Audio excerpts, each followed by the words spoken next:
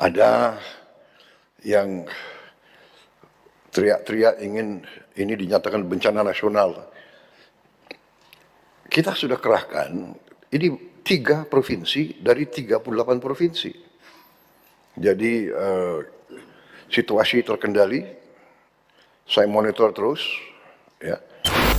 Suatu hal yang perlu kita banggakan. Saya terus terang aja, saya sebagai Presiden Republik Indonesia, saya bangga lihat aparat-aparat kita di setiap tingkatan berada di tengah rakyat. Ya, jadi semua mengerahkan tanpa terlalu banyak minta perintah dari saya, berinisiatif. Saya terima kasih para pimpinan Panglima TNI, Kapolri, para kepala staf,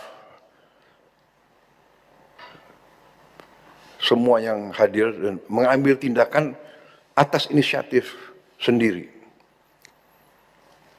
Sehingga saya ditelepon banyak pimpinan kepala negara ingin kirim bantuan, saya bilang terima kasih. Concern Anda, kami mampu. Indonesia mampu mengatasi ini. Ya. Ada yang teriak-teriak ingin ini dinyatakan bencana nasional. Kita sudah kerahkan, ini 3 provinsi dari 38 provinsi. Jadi situasi terkendali, saya monitor terus, ya, dan kita sudah merencanakan segera akan kita bentuk, apakah kita namakan badan atau satgas rehabilitasi dan rekonstruksi.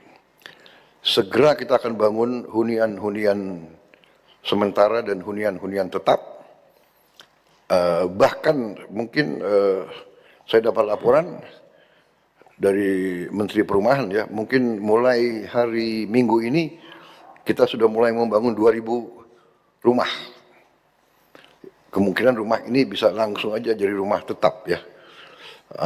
Jadi semua unsur juga nanti bekerja sama, ya. Jangan ada alasan cari lahan dan sebagainya, pakai lahan milik negara yang ada. Kalau perlu PTPN, kalau perlu konsesi-konsesi hutan itu kita pakai semua. Jadi sekarang ini saatnya terus kita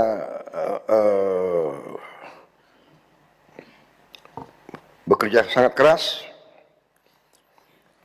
Anggaran APBN sudah kita siapkan. Dan saya katakan bahwa anggaran ini kita siapkan karena memang uangnya ada.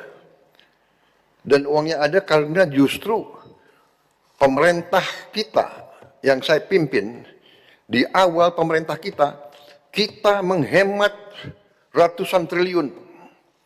Yang saya diserang, saya dimaki-maki bahwa efisiensi ini salah. Baru ada di dunia ini ada demonstrasi menentang efisiensi. Padahal efisiensi itu ada di pasal 33 Undang-Undang Dasar 45. Saudara-saudara, ayat 4. Ya. Justru karena kita laksanakan efisiensi, kita kurangi semua kemungkinan korupsi, kebocoran, kita punya uang sekarang. Di akhir minggu-minggu terakhir bulan tahun ini, kita punya uang. Itu coba. Perekonomian nasional diselenggarakan berdasar atas azas demokrasi ekonomi dengan prinsip kebersamaan, efisiensi, berkeadilan. Tapi ada yang menggerakkan, menentang efisiensi. Dengan efisiensi, kita punya kemampuan, kita punya kekuatan sekarang. Jadi saudara, kita sudah siap, terima kasih. Kita sudah siapkan, kemudian semua gubernur yang berdampak, langsung saya perintahkan mengirim dana operasional taktis 20 miliar, semua bupati wali kota di 52 kabupaten kota yang terdampak langsung saya kirim 4 miliar rupiah, dan ini sudah langsung dan sudah diterima di luar anggaran pemulihan. 3 hari setelah instruksi saya, uang sudah sampai di semua kabupaten. Mendagri, apa benar begitu? Betul? Ya.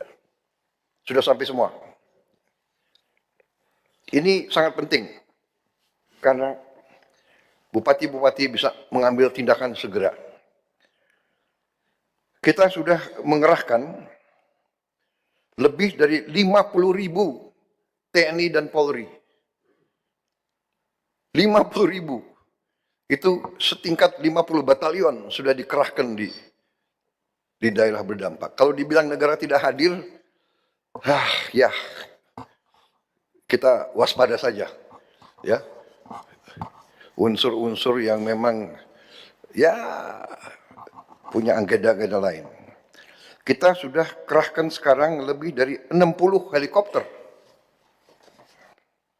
dan belasan pesawat yang terbang tiap hari Medan ke lokasi-lokasi, Halim ke provinsi-provinsi tersebut. Saya sudah perintahkan Menteri Perumahan dan Kawasan Pemukiman bersama Menteri PU, pembangunan hunian segera dilakukan dan 2.000 rumah segera akan mulai dibangun. 1.000 alat berat sudah dikirim, antara lain truk, ekskavator, tangki air bersih dan minum. Kemarin kita juga tambahkan lagi alat berat, truk air minum, persediaan air bersih, serta toilet portable. 50 jembatan beli sedang kita kerjakan. 7 tadi sudah jadi. Akses jalan darat sebagian besar telah pulih. Memang ada wilayah-wilayah tertentu yang masih terisolasi. Ini masalah alam dan fisika. Saya telah minta maaf, saya tidak punya tongkat Nabi Musa. Kita tidak bisa selesaikan dalam 3 hari, 4 hari, 5 hari. Mungkin 2-3 bulan aktivitas akan benar-benar normal. Tapi syukur alhamdulillah sebagian sudah masalah listrik, sebagian besar sudah menyala. Masih ada beberapa yang harus kita percepat, masih ada beberapa yang berbahaya. Karena kabel-kabel kalau liwat air yang masih banjir itu berbahaya. Ini bisa mengakibatkan korban nyawa kalau tidak hati-hati. Jadi PU itu PLN bekerja dengan sangat menghadapi kondisi yang sangat menantang. Dan mereka sudah di situ sudah belasan hari.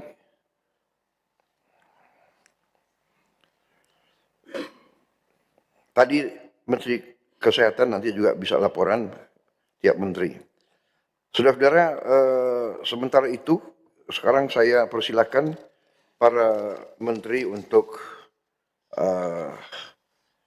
menyampaikan laporan masing-masing.